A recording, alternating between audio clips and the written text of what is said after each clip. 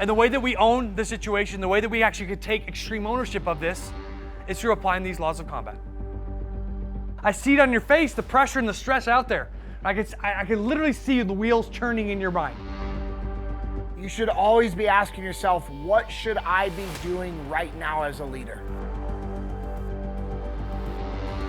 I just figured it was just a new spin on some leadership. Looking failure right in the face and having 20 other people look at you as you fail, thought it would be more of a physical thing. Emotionally, this got me.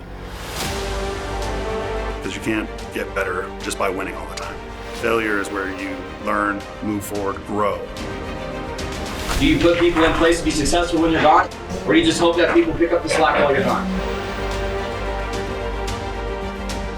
I needed to have better contingency plans. I needed to make sure that I implemented that better, to make sure that that communication would continue in the event somebody isn't there or somebody else fell off.